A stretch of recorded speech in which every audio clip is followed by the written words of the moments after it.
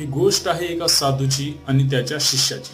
दोघे संध्याकाळच्या वेळेस आपल्या आश्रमाकडे जात असतात. जाताना वाटेत एक नदी असते. नदीवर एक सुंदर स्त्री पांढऱ्या शुभ्र वस्त्रामध्ये थांबलेली असते. साडीमुळे तिला नदी क्रॉस करण्यासाठी अडथळा येत असतो.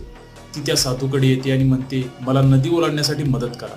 पण त्या साधूबुवानी आणि त्याच्या शिष्यानी आजीवनकाल ब्रह्मचर्य राहून स्त्रीला न हात लावण्याची शपथ घेतलेली असते.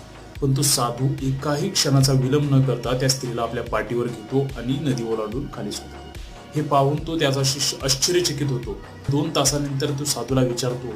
त्यावर साधू म्हणतात, येड्या, मी त्या स्त्रीला त्या नदीच्या काठावर सोडून आलो, पण तिचं वजन तू आणखी वाहत आहेस. आपल्या पण आयुष्यामध्ये काही डिसिजन घेताना असंच होतं. आपली डिसिजन ही महागल्ल्या पास्ट मधल्या काही गोष्टीवर आधारित असतात. आपण विनाकारण काही कुणीही गोष्टीचा लोड वाहून नेत असतो. आपण ते टाळलं पाहिजे आणि आयुष्यामध्ये कुणीही गोष्टीची चिंता करू नका. गोष्ट